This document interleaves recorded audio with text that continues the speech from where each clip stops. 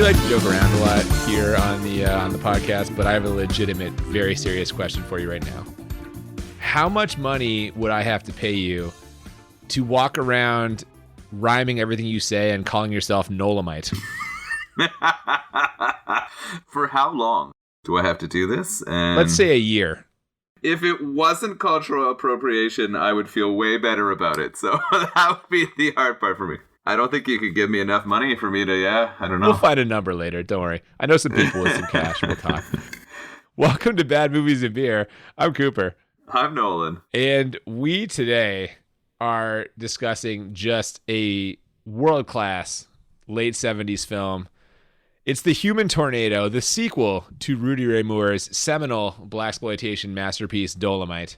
Yeah, it's my very first blaxploitation film, and I know that you are a fan of the genre and pretty familiar with it, so it's kind of intimidating for me to talk about it with you in some ways because I have zero background or experience. You know what though, man? It's intimidating for me to talk about too because, I mean, it's kind of a dicey genre to talk about, right? Like, as a white guy, it feels kind of weird to be like, yeah, I'm a huge fan of blaxploitation films because it's right there in the name, right? These were films that were predominantly made to exploit black movie-going audiences. Now, in the case of the Rudy Ray Moore movies, he was a black creator who was writing these scripts and getting these things produced, and that's a little bit better. And that's kind of how a lot of this movement started, with creators who didn't have voices basically funding their own projects because they wanted to put their kind of images and their kind of life and their kind of world on the screen. But then, as what always happens, as soon as the movie studios owned by predominantly white guys saw that there was an audience for this, there was an audience who wanted to see these movies, they immediately started making these on the cheap just to sell to black audiences. And that's where you get to the exploitation part, right? So it's kind of a tricky thing because on the one hand, for a lot of black people at the time, they were so excited to see representations that mirrored their life or people who looked like them on the screen, that they would willingly go and pay their money for oftentimes subpar entertainment. But it's going to be tough to talk about a little bit on that level. Yeah, it's interesting. I mean, representation in all kind of media is a huge deal, right? It's just something that even now, even though these were made late 70s, still hasn't happened, right? We're not there yet. And it's kind of shocking and problematic that there isn't more of alternative voices or alternative perspectives or just more than token characters in most of the stuff that get produced in Hollywood. I was going to say, especially now, this is an issue. This is a huge thing, and this is a real moment right now where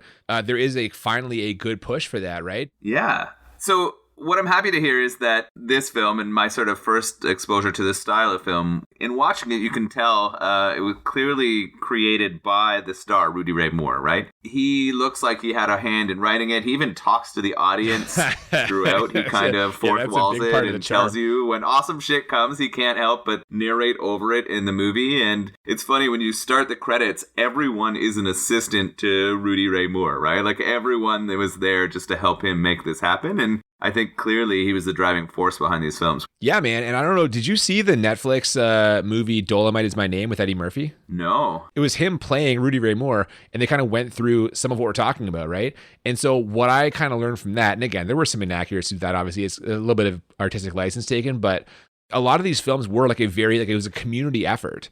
It was him pulling in friends, pulling in people he knew to kind of do whatever job was necessary to make this movie happen. And I think that's an important thing for us to mention kind of at the top here, which is we're basically a comedy podcast. We like to laugh about bad things in movies. And you know what? This movie, let's be honest here, it's incredibly low budget and it's pretty ridiculous in points. But I want to make it clear, we are not in any way, shape, or form laughing at the black experience or the black audiences of this time. I do love these movies, the style and the language and the way these characters talk to each other and kind of the music and stuff. It's a whole different world that I find just fascinating and incredible and really, really interesting. And yeah, entertaining, and some parts are funny, but this movie, there's clearly a comedy element to this movie. Yeah, it is definitely made, and a lot of the choices are intentionally cheesy to entertain, right? And that's sort of the focus of them. It really is sort of an entertainment piece, and I think Rudy Ray Moore would be happy that we sort of enjoy or laugh at many of those pieces too, right? Hopefully. Or he'd call us rat soup-eating motherfuckers and be mad that we're laughing at his movie. Yeah, maybe too. Yeah. That also. This is an unfortunate transition to the kind of beer that we are drinking today because Man, I just really wanted to like talk about this movie, and so when it came time to like look for a beer, the only connection I could make with a beer that was like available to us in the Ontario area, I hate this, but the beer we are drinking today is named after like the worst character in the whole fucking movie.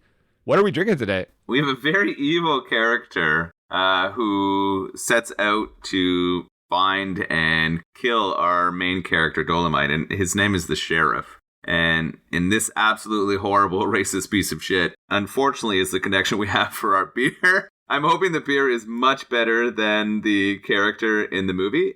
This is an IPA from the Outlaw Brewing Company. They're based out of Southampton, Ontario, which is sort of a smaller town. So I think they're right off of Lake Huron. They have a brew pub, so they have a big selection of food and a handful of beers. And I'm excited to try this. I've never had anything from them. I think they built their brewery in an old hotel, like one of the first hotels in the town. It's like a couple hundred years old or something. It sounds like a pretty cool space. Okay. Well, yeah. Again, an unfortunate connection that we are drinking a beer called The Sheriff. I love this movie and I want to talk about this movie, so I kind of grabbed at any connection, even a shitty one like that.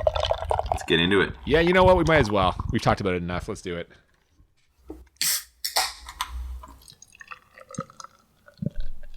We open with some kind of like vaguely off-key sounds and the Dimension Pictures logo.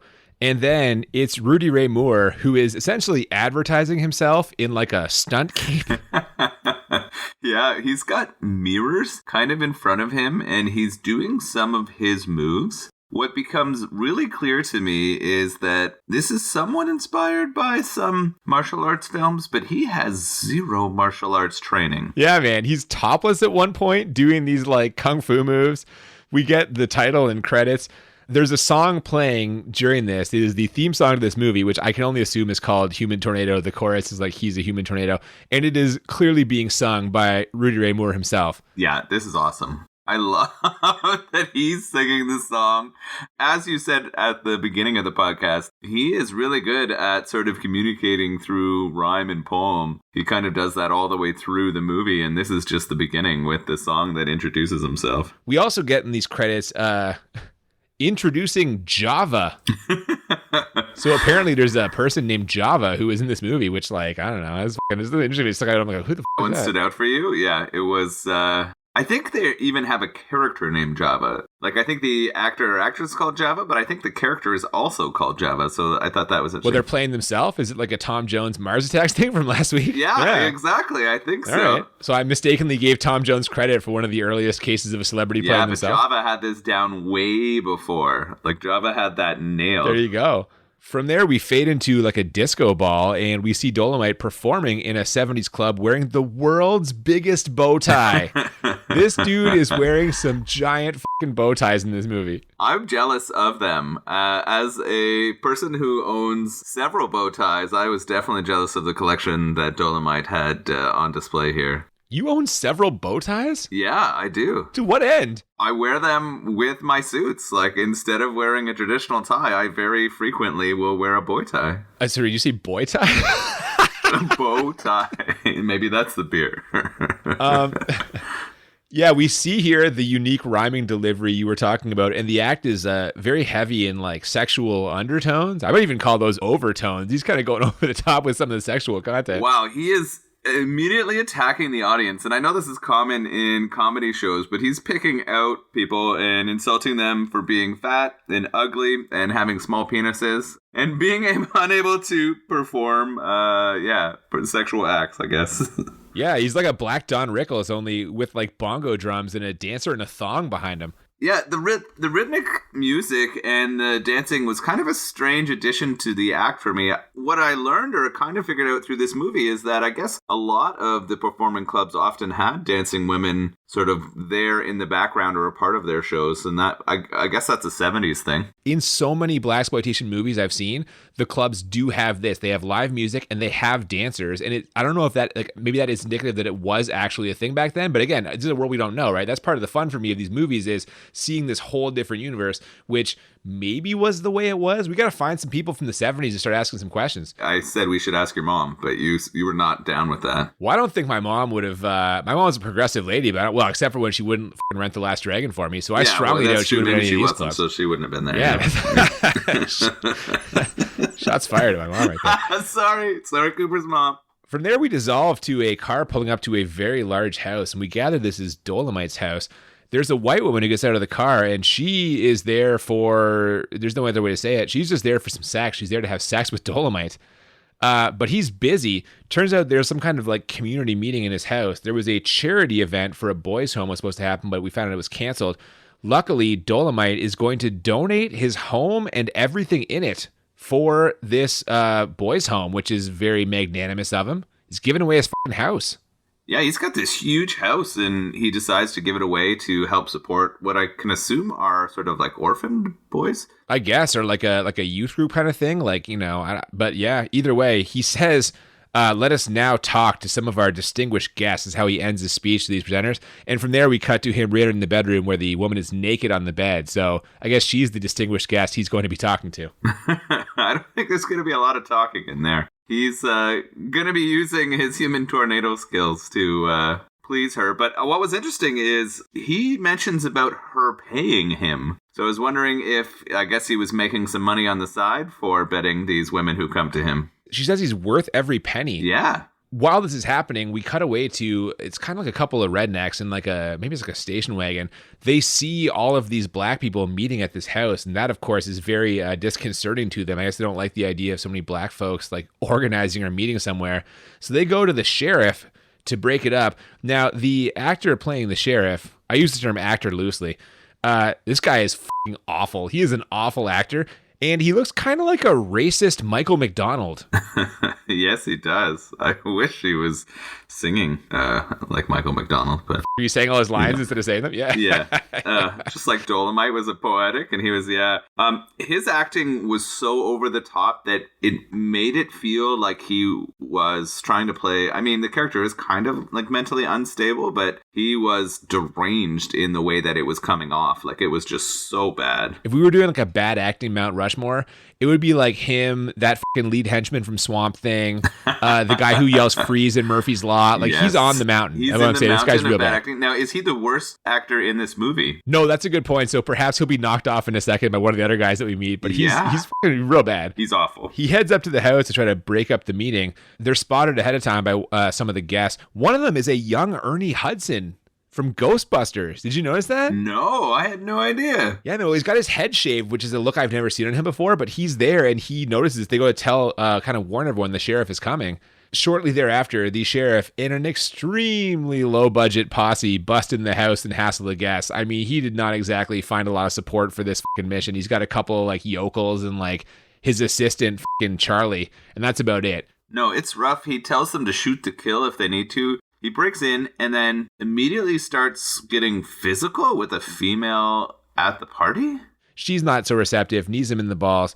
And right after this happens, kind of a door swings open to the bedroom, and he sees that the woman in bed with Dolomite is his wife. Now, she tries to blame it on Dolomite, like he made her do it, but his comeback to this is just fucking astounding. He just says, "Bitch, are you for real?" Yeah. The delivery of some of his lines are pretty fantastic. Her trying to pull that shit is awful. Yeah. What does the sheriff say to the deputy when he finds his wife and Dolomite in bed together? Oh, he's immediately tells Deputy Charlie to kill them. And Charlie, sure enough, blows away the sheriff's wife, just shotguns her to the chest.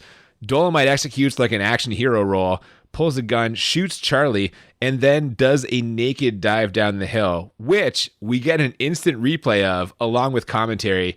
You mentioned this, they just shatter the fourth wall, like, immediately. We're like 10 minutes into this movie, the fourth wall is obliterated. It was hilarious. He fucking bolts out of that house and dives off of what can only be described as a giant hill or cliff of plants, fully naked, right? Yeah, fully naked, dives off it, and the replay of it with him narrating is amazing. He's just shouting out to the audience that, yeah, I really did that shit, man. I dove naked over this thing and rolled down this huge hill for you, so you better enjoy it. And I mean, good on him for doing that. It's like, that's a bold move.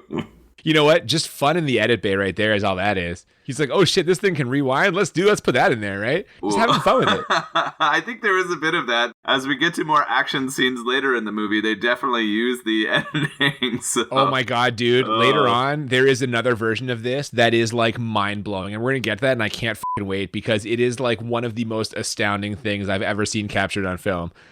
He jumps into a getaway car at the bottom of the hill. It turns out most of his friends, including Ernie Hudson, were on their way out of there. He kind of chides them for ditching him there. But either way, he's in the car now. From here, we get just an amazing car chase. The music is incredible. The sheriff is chasing after their car. But like many of the action scenes in this movie, they just speed up the film to like, which none of it looks natural at all. My God, this scene is just great. It's such a corny car chase.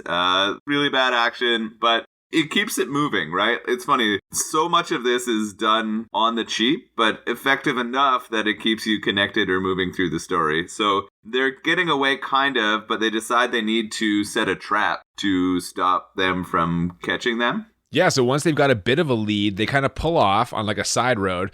Most of them bail out of the car. Another guy pulls the car horizontal across the road so that when the first car gets there, they have to stop. And as soon as they do, and I know this is going to drive you crazy, but as soon as they stop, Dolomite, with the shotgun, he one-shots the car and it immediately explodes in just a giant explosion. And you know what? I know you hate when this happens, but for me, and I do too for the record, but for me, in this context, I'm kind of okay with it. I don't know what to say, except like, the trap fits. The trap was good. The blowing up of the car with one shot of the shotgun shell was bullshit, as you know. I mean, hold on. At least it's a shotgun. It wasn't like the little stubby 9mm that Charles Bronson had. This is a shotgun. It's a big gun. What should have happened is that shotgun should have went in the window of the car and he should have blown everyone away in the car. The car itself should not have exploded, but that's okay. I let it go. I moved past it. It's still probably a -1 for me because, you know, that's a promise. Oh, come on. It's a big gun. This movie's ridiculous. It's a ridiculous movie. It's supposed to be ridiculous. It is definitely ridiculous. Speaking of ridiculous, at that point, Dolomite and his friends decide to head to California, but Dolomite doesn't think hitchhiking is going to work, you know, because they're black, so who's going to pick them up? He kind of mentions that in his own unique way. Also, the denim jumpsuit he's wearing, I can see that deterring a few drivers from... like, he who the f*** is this guy? Too, but he's wearing a full one-piece denim jumper, which is sweet. Yeah, with a matching hat. Yeah, which is so good. I think it's hilarious and short-sighted that they blew up their car with the other car. That's true. So now they don't have a ride to California to get away. Well, one of Dolomite's friends, one of his crew there, says that he thinks he can, in fact, get someone to pick him up. Now, he's shirtless at this point with his kind of waving his shirt around, and he tries to flag a car down, and he does, in fact, win that bet. He gets someone to pick them up, but that's only because the driver is a raging homosexual stereotype. Yeah, really bad. This is probably the worst performance in the movie. There's one more I'm thinking of that could be worse, but he's definitely up there. This guy is an atrocious actor, worse than the sheriff. Yeah, like for sure. I'm interested to see who you put ahead of him. I'm looking forward to hearing that. Well, either way, he offers them a ride for a ride. So basically, he's offering to drive him to California if they'll f*** him. Is what I'm gathering from that. Just offering the one guy. He doesn't know that there's a crew there. Oh, that's true. That's fair. Because as soon as they open the door, they immediately hold up at gunpoint. All the other guys run out with the shotgun. And luckily, he's not too upset about it. In fact, he's thrilled when he finds out they're headed to California and that he's being kidnapped. Apparently, it's kind of a big ego boost for him. Kidnapping me? Oh my goodness. Yeah, that played into the homophobia and the horrible acting for sure. Yeah, and now we get a few scenes that are just borderline unnecessary. I shouldn't even say borderline unnecessary. Totally unnecessary, borderline nonsensical. So first, after stopping to get Dolomite some new shoes. Which when he buys the new shoes, he narrates over getting the new kicks. Boy, oh boy, good shoes for my feet. Now I can go and get me something sweet to eat.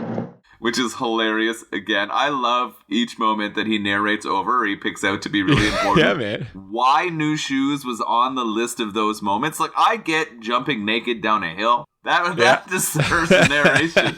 But putting on a new pair of shoes, I don't know. And he just walks out with a big smile on his face as he's fucking narrating this rhyme about new shoes for his feet. Now he's going to get something to eat. Like, that's the rhyme. It's not even like a good rhyme. It's just like whatever. God damn. Oh, no. Anyway, they pull over to get some gas and use the bathroom. But apparently there's a line in the men's room because one of Dolomite's friends busts into the ladies' room, which of course is occupied, and can't wait for the woman to get off the toilet. So he just pees in the sink while the woman who's on the toilet hits him with her purse repeatedly and just screams. What is this scene? Yeah, I guess it was just to grab laughs, right? Like, this was thrown in there hoping the audience would giggle at a like middle-aged woman with her panties around her ankles screaming and hitting a man pissing in a sink. Well, it worked. I was laughing. I don't know about you. I'm so confused. While that's happening, Dolomite calls Queen Bee, who is the noted madam and club owner from the first Dolomite movie. This is, of course, the sequel to Dolomite. He lets her know that he's coming to town, and we get the title of the movie here as she reminds him how he blew some lady's mind with his human tornado sexual prowess. And the lady in question is named Hurricane Annie. So we've got a tornado and a hurricane colliding. Sparks is what I'm gathering. Yeah, whatever happens between those two in bed is definitely a messy storm. Well, we're going to see a little bit of that later on. Yeah. Spoiler alert. From there, we cut to Queen Bee's club. We get various clips of performance footage, a couple of different bands. And then we get a Florida mobster making a phone call to one of his underlings, a guy by the name of Cavaletti. Now, apparently Cavaletti's been having trouble making money because of Queen Bee stealing business from his own club.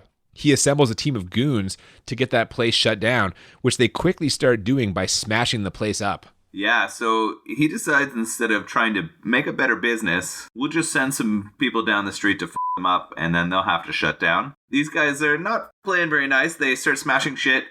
Queen Bee's friends don't take very kind of this, so they start kind of fighting back, punching the people. But then what happens? A guy with like a modified Tommy gun. It's a weird guy I've never seen before. He shows up and just kind of shoots the place up. And they continue with the smashing. And they also rough up Queen Bee and kidnap two of the female employees. This is really strange. Even more strange. I mean, beating up Queen Bee is really weird. Kidnapping the employees is really weird. They take the two employees to a fucking haunted house? Yeah, this is so bizarre. But before that even happens, I thought you were going to say this. Even more strange. They call their boss, who, like, we saw him on the phone scene earlier with like a lady who we guess is his like assistant or something.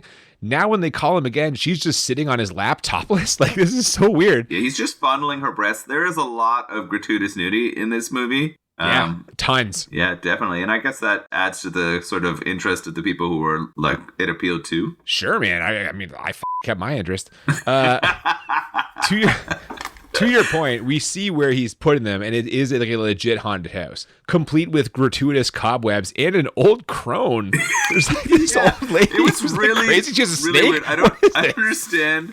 I'm just really confused at why Cavaletti has an old crone in torture chamber house. She's on standby. She's like the sheriff of Nottingham, man. He's got that old crone back in the tower to like f with Maid Marian. I really think when we meet her again at the end, he says mother. It's possible. I mean, I don't recall that, but we see that Dolomite is on his way, and before you know it, we're in Los Angeles. They pay the driver for the trouble they caused him, but he says no trouble at all. In fact, someone might have to kidnap him to take him back home, so he's really happy to be in California. So now they go to look for Queen Bee. They take a taxi to her club. They find the place closed. So they go looking for her. She's not home either, so they hit the town, and they're checking various clubs and bars.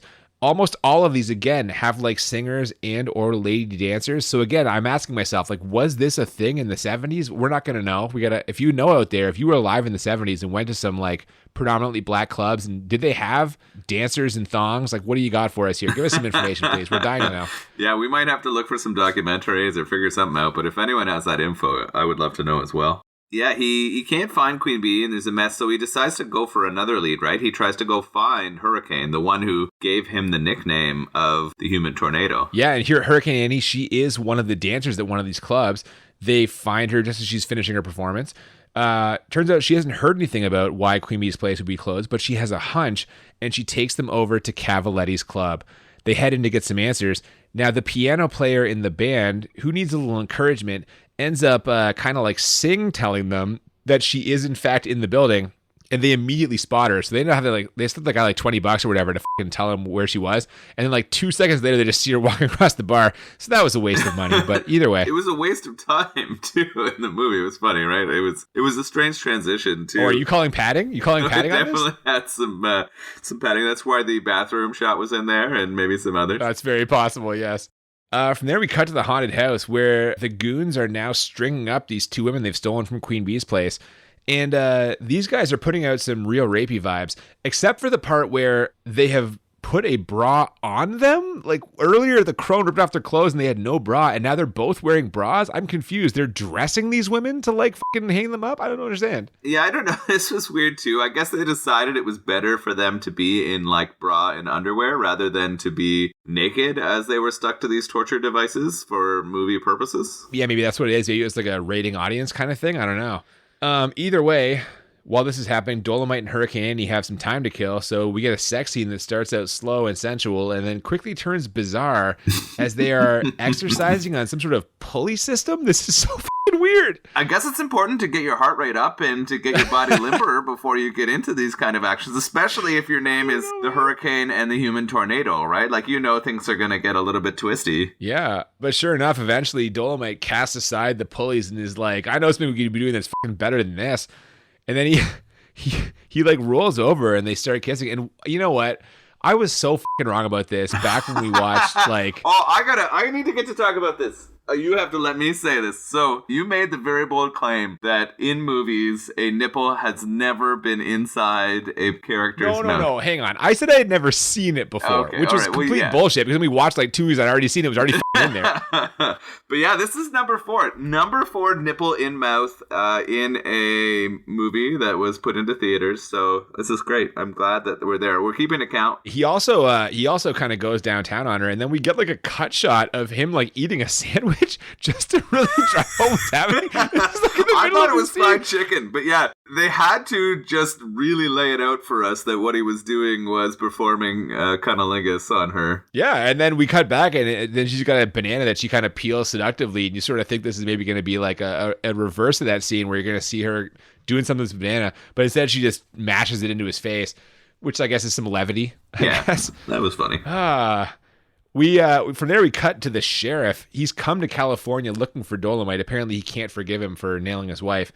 Local law enforcement, he's talking to a lieutenant. They haven't seen him, but they're going to help, mainly because the sheriff tells him that Dolomite murdered his wife. He was the one who murdered his own. Well, he didn't murder her, but he ordered his deputy to murder her. What a piece of shit. He told Charlie to kill her. This guy's a piece of shit. I wish we had a better beer connection than this. This beer's like good, but come on.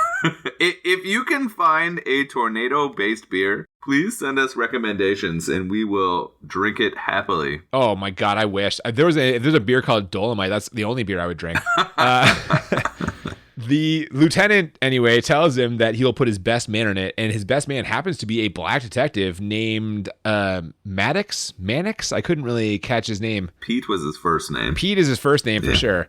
But it's really strange. When he calls the detective to tell him he needs him to investigate this, he's got like a woman in handcuffs, and he's like, seems like he's maybe trying to rape her. I think that is what's being insinuated, and I didn't really understand. Like, I guess they're trying to make you understand that he's a bad cop or that all cops are bad. Yeah, it's really weird. It's kind of all over the place here. From there, we cut to a guy coming out of a building with a bag. This car pulls up behind him. They're chasing him. I honestly have no idea what's happening to the scene. Have we seen this guy before? Nope, I don't think so. And I don't even recognize the people who chase him. If there was ever a padding scene or a gratuitous action scene, it's this one. That's fair, I think. We cut from there to Dolomite and Queen Bee. They're strategizing. Queen Bee gets a call from Cavaletti, who wants her to send over some of her girls. She tells him that they're all in their monthlies. That's her words. But he calls bullshit on that, because what are the chances? And tells her she better send them over. He'll kill the 2 girls he took.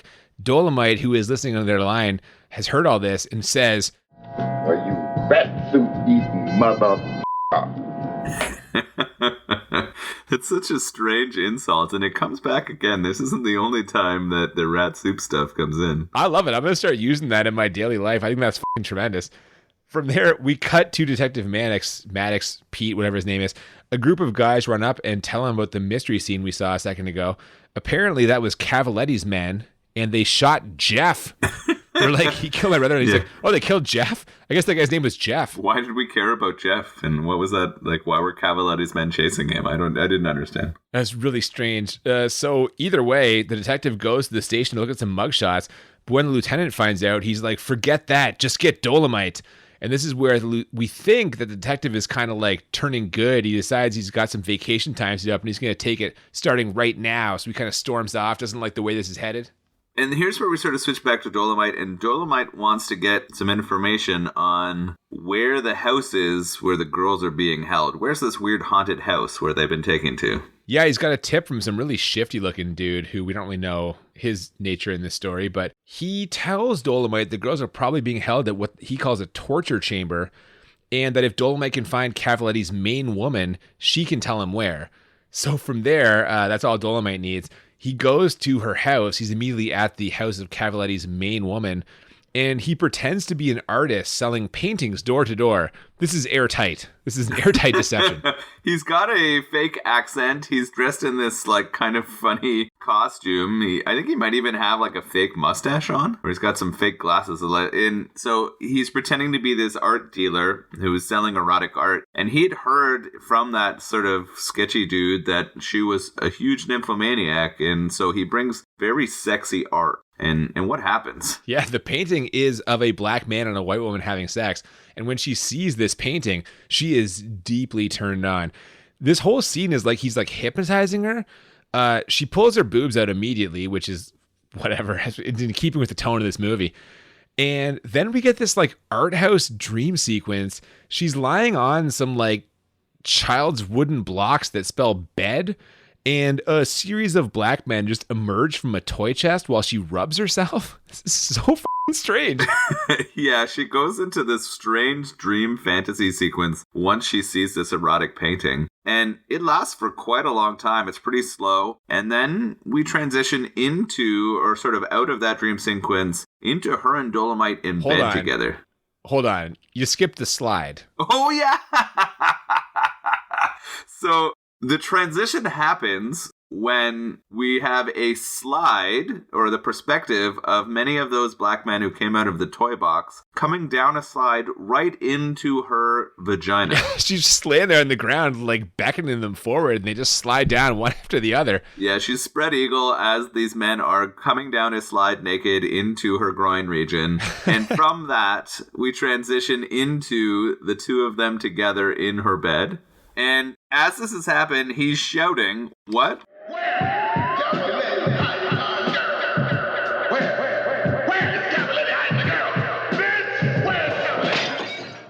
This scene is fucking ridiculous.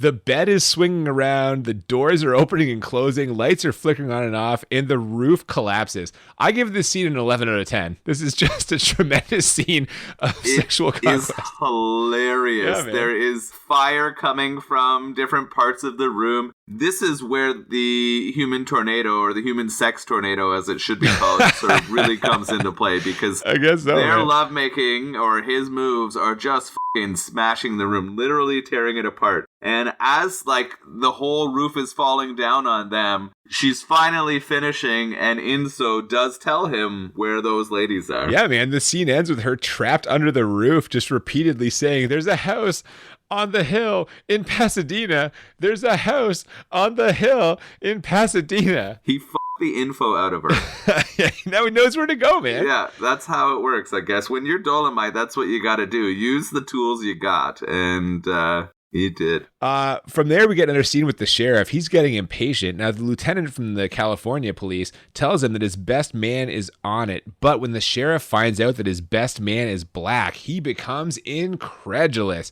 He drops several N-bombs, and the lieutenant goes off on him, saying they don't have any N-words here, just damn fine policemen. And the sheriff stomps off, grumpy, determined to find Dolomite himself. Good for the lieutenant. I did not see that coming. No, because he wasn't demonstrating that he was sort of not anything but an absolute racist. But I don't know, it was interesting to see that choice. You mentioned the drop of the N-bomb. Most of the white characters in the movie use it very openly and freely, and it's really uncomfortable. What's strange about this, though, is he kind of stomps off, and I'll find him myself. And you think the lieutenant's like stood up to him here, and he's kind of parted ways with this like clearly racist character. But the next time we see the sheriff, the lieutenant's right there with him, and they're busting in there together. So I don't like, here You're I am right. being like, good for the lieutenant, but I guess true. not. It's like, right. They were there, and he had him. I don't know. It's really strange. Yeah. I mean, you needed to have the antagonists, and like really clearly having the racist sheriff worked really well for like pushing forward the plot and having someone who you wanted Dolomite and his crew to defeat, right? Yeah. And again, I hate that this is our beer connection. You're gonna have to let that one go. We wanted to talk about Human Tornado. We did, and we've made it happen, and that's where we are. Yeah, I guess you're right. From there, Cavaletti makes another call to Queen Bee. He's having a birthday party, and he wants some girls. So Queen Bee this time says they'll be there, but once she hangs up, she tells her crew that this time it'll be the party to end all parties. This is when they're gonna make their move. Now, as they're plotting this out, the doorbell rings, and it's Howard Jackson. I'd never heard of him, but apparently it's a big deal. So is this the second time in this movie we've had someone playing themselves? Clearly, yes. After Java, we got you mean? Java, we got Java, we got Howard Jackson. Holy shit, look at this. Hurricane Annie confirms that he's legit. Apparently, he's the guy who taught her karate, so now we find out that she knows karate also. Before you know it, it's go time. Cavaletti's car is there to pick them up, and the plan is the girls are going to go ahead, and Dolomite and his crew are going to show up later. Speaking of Dolomite, he's at the house on the hill in Pasadena, and we just get a kung fu scene to end all kung fu scenes. This scene of him rescuing the girls from the haunted house is madness. Like, there's so much going on. I'm going to let you describe it a bit. All I'm going to say is that my notes, they kind of look like a mind map. Okay. When you draw those in school. Yeah. And in the very center of that mind map, it says, holy and then I have exactly. a whole bunch of points off of it from how many insane things happen in this haunted house. So I'll try and cover this the best I can. But as you point out, there's so many things going on. This is just, I'm not going to do this justice. I'm not even going to try. But so first of all of the action scenes, it's sped up, like the car chase from earlier. So when he's kicking and punching these guys, it is clearly accelerated. It does not look even remotely real. He's beating guys senseless. He's talking gibberish, so he's kind of like alternating between these weird like mouth like noises and like just saying like nonsense. At one point, he jumps like 30 feet in the air. Like there's guys closing in on him, and there's like a ledge up above that he leaps up to. No human being could ever jump this high. But again, he's Dolomite. He has magical powers. The kicks that he is putting on these guys are like the worst kicks I've ever seen.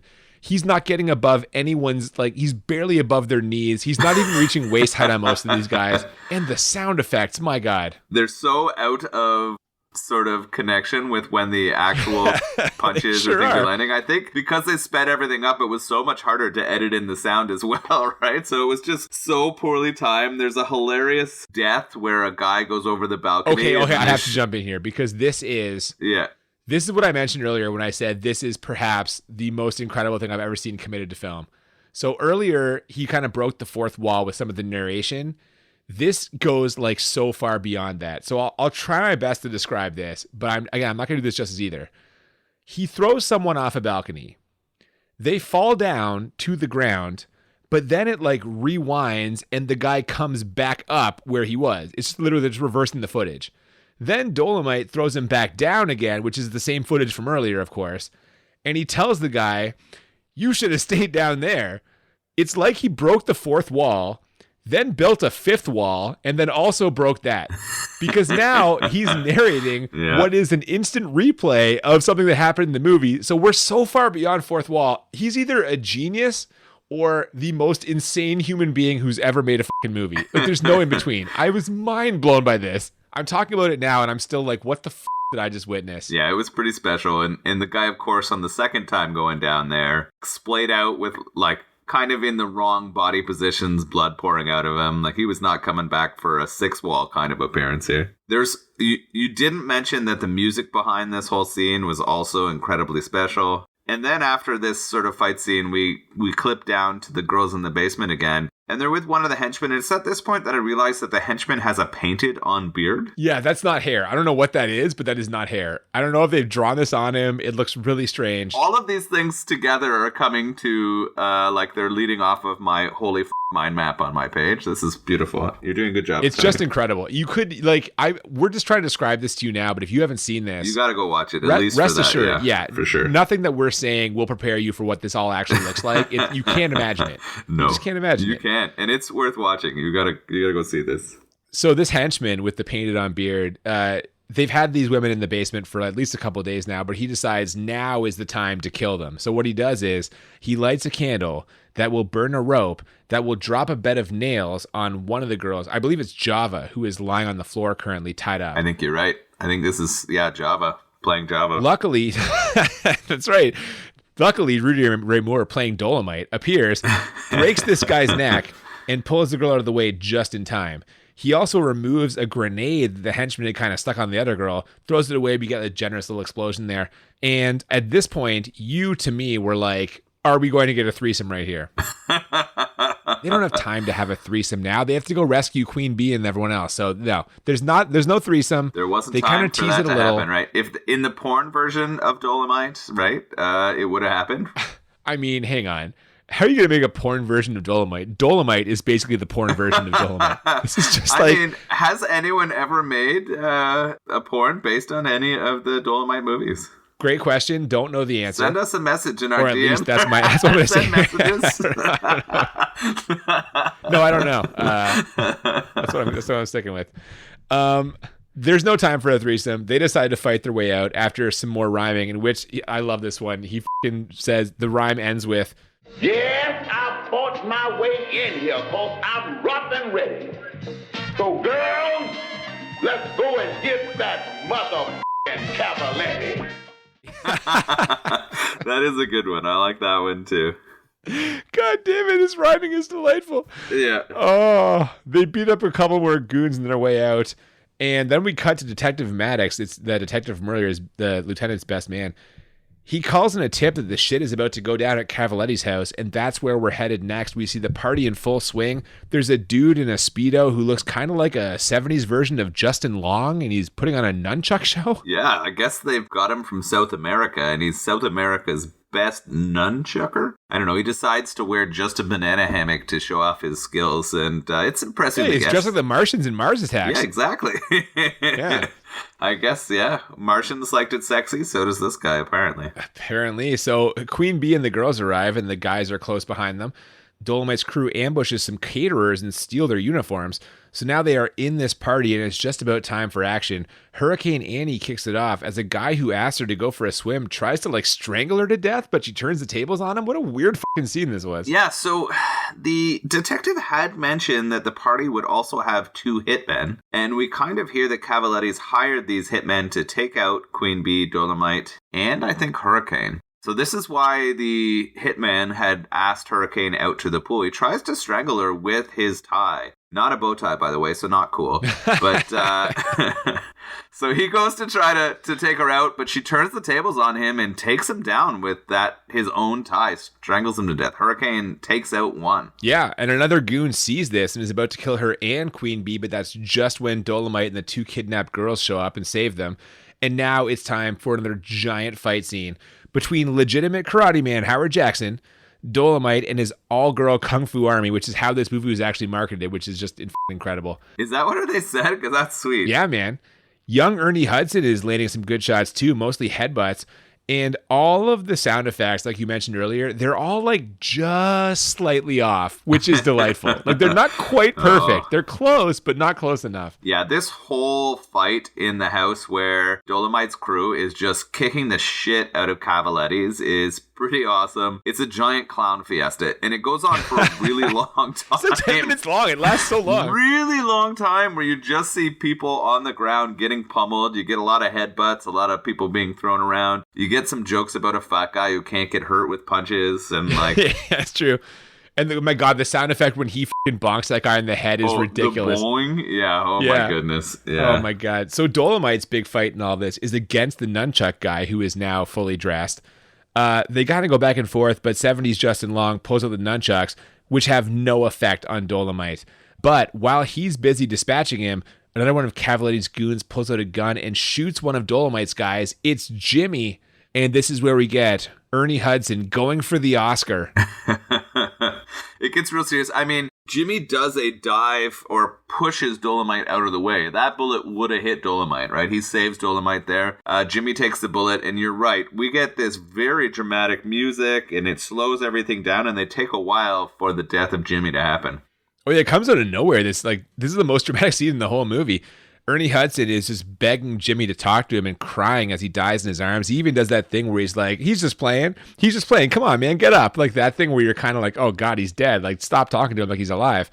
I have to say, they did not earn this dramatic scene right here. This is nothing in this movie has set us up for this dramatic scene. No, it didn't make me like, I was not happy that he ate one for Dolomite, but it wasn't in a way that you ever got sad or really pulled into the drama. You're right. No. This was way too action, silly, slapsticky, the entire thing for that to work, right? You're just like, is this really happening? At this point, Cavaletti tries to make his exit along with his lady from the erotic dream sequence from earlier, but Hurricane Annie takes the woman down.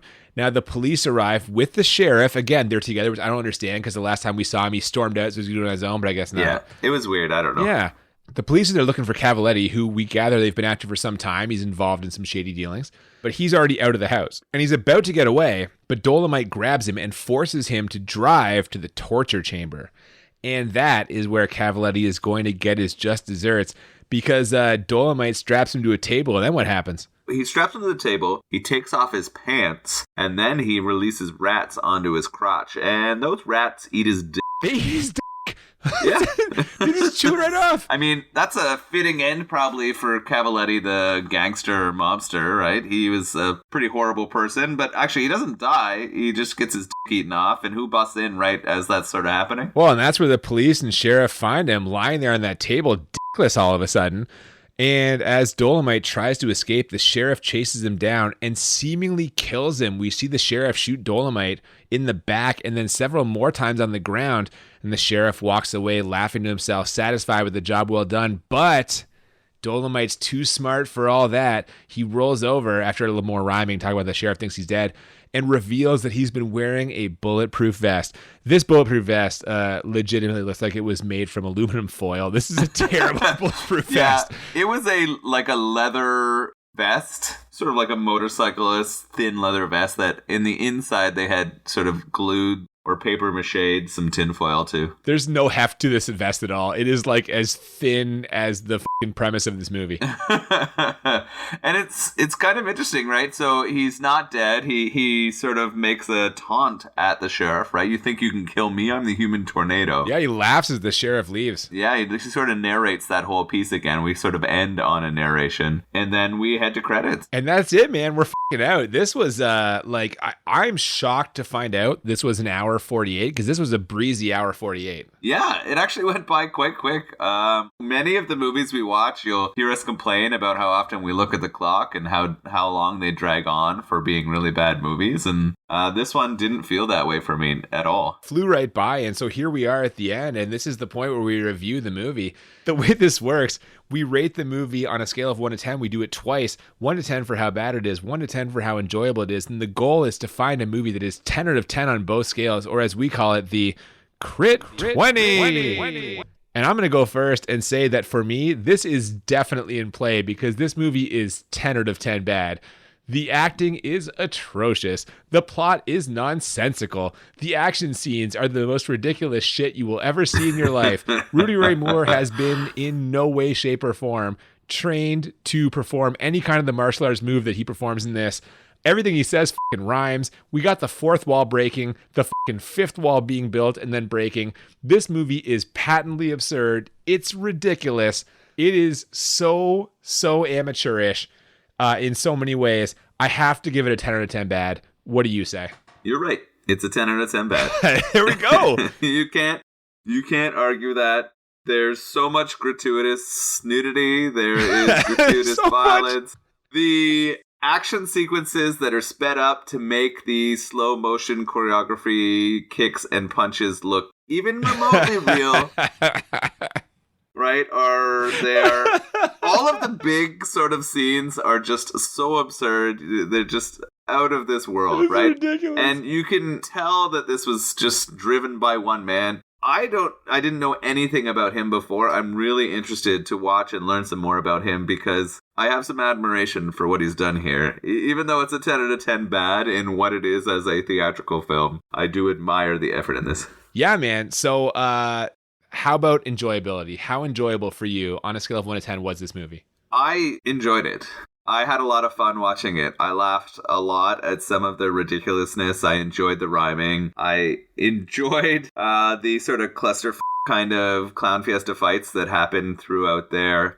There were some things, though, that I didn't enjoy, and those were the, like, horrible racism and all of the N-bombs dropped. That was a challenge for me. And I know that this is dated, right? Like, I know this dated. I know that that's intentional, right? As a way to... But it's especially intentional because in the context of a black man writing a movie, yeah, your antagonists are going to be racist because that's the racism you've encountered in your life. I just, in our current situation or our current place and time, I struggled with that. So what I wrote down for enjoyability was a 9. Oh my God, so close. I know. I gave it a 9. Yeah. And it's so hard because I haven't thrown one out yet. And this one was really close to being my very first Crit 20. But I couldn't pull the trigger. But I'm very curious to see what you say right here because I wouldn't be surprised if one comes out. So here's the thing. I have seen this before. I've seen all the Dolomite movies, and even the movies that are made by Rudy Ray Moore that are not specifically Dolomite in title, but they're essentially the same thing. Like, he basically just plays Dolomite in all of his movies. So the original Dolomite is a blaxploitation classic. That was his baby start to finish. He put his own spin on it. It's delightful. But The Human Tornado is even better. It takes everything about the first one and produces a better, more enjoyable movie. There is more nudity, more laughs, more ridiculous action. The whole instant replay, fourth wall, fifth wall thing, f***ing incredible. Like, even now, thinking about it, I've seen this movie 3 or 4 times. I'm still just so perplexed at how a human being could think of, like, that sequence of events. I found this wildly enjoyable. I think everyone should f***ing watch this.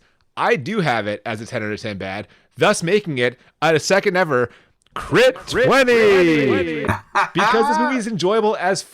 It's hilarious. Much like our last Crit 20, I have it as 10 and 10. You have it as 10 and 9. That appears to be the benchmark for how we're going to do this henceforward. Like, if you hit a 19, it's a pretty good bet that I'm at a 20. Yeah. It's going in the Bad Movies and Beer Hall of Fame along with Silent Night, Deadly Night, our second ever Crit 20. I love it. I love that you're hyped. I like it. I could not in any way take away from that. I'm happy to see another Crit 20. I feel like I haven't given it only because it wasn't a movie that sort of blew me away in terms of enjoyability, and maybe I'm being too harsh here in what's going to push me to that Crit 20 scale, right? I think I'm just holding on right now to it's got to be the movie, and it hasn't yet. I don't know how many of those we'll ever find, but maybe we never will. Yeah, but that's the goal. So we're going to keep looking. Yeah. Next week, I don't know if we're going to find it next week, but next week, we're getting back in the cage. I mean, going to Nicolas Cage is, I don't think, ever going to be a bad idea when you have a podcast about bad movies. And this one is a legendarily bad movie. We are going to be watching the Nick Cage remake of a 70s horror classic. It's The Wicker Man next week. So I have never seen this. I have no idea. Although I know that some of the quotes from it tend to pop up in memes and other things. So I'm kind of looking forward to that, like seeing where those actually come from. I'll be honest, I've never seen this either. I've seen the original Wicker Man, but this one, the Nick Cage version, is going to be brand new to me. And I thought to myself, it's our season finale. What better way to go out than with our boy Nick Cage? I like that. Before we head out, though, we got to talk about the beer. Of course. Let's get to this beer. What'd you think? So we have the sheriff, not our favorite character from the movie, but it's from Outlaw Brew Co. This to me is sort of a good example of traditional IPAs. So this is sort of how they started. Malt forward, a lot of caramel notes with a late sort of hop a very piney hop flavor in your mouth after it finishes. So this is funny you say this, because when I think of IPAs, I think more hop forward, less malt forward. We've talked about this throughout the season. One of the things I've learned about myself is I prefer malty beers. You prefer hoppy beers. This is an IPA that I actually enjoyed, probably because of those malty notes. And so as I'm drinking this, I'm like, Noel's not going to like this, but I do. To me, this is, I think, where IPAs kind of started, and my tastes have definitely changed over time. I have become way more familiar with the really hop forward, less malty, more citrusy IPAs. And so this definitely doesn't go into my sort of IPA Hall of Fame if we're looking at there. I prefer a different style of IPAs now. Was it a bad IPA? Definitely not. They did a good job with sort of creating a traditional IPA, and I'd like to try more beers from the Outlaw Brew Co, but I definitely understand why you enjoyed it more than I did this evening. Me too. And let me say, thryled about it, because every time I see a beer with an IPA, I'm like, man, this is not going to be my week. But this was kind of my week, so I dig it. Yeah, no, there you go. I want the really dank hop bomb. Don't taste any of those caramel malt notes. I want it to be the other way, but that's okay. That's just who I am now. There you go. So that'll pretty much do it for this week. As you mentioned, next week, season finale. We're watching The Wicker Man. If you have not already, please follow us on social media at the BMB Podcast on Twitter and Instagram. Feel free to send us recommendations through DM at our social medias, or send us an email at thebmbpodcast@gmail.com. Absolutely. We are looking for recommendations for our second season, which will be coming to you in the fall, around September, just like our first season did. In the meantime, thank you so much for listening. Until next week, I'm Cooper. And I'm Nolan. And we'll see you next time on Bad Movies and Beer. Keep it windy. What? Hurricanes and tornadoes. Oh, they're okay. That's like, what the Everyone knows it's windy. Watch out, mister. Here comes the twister.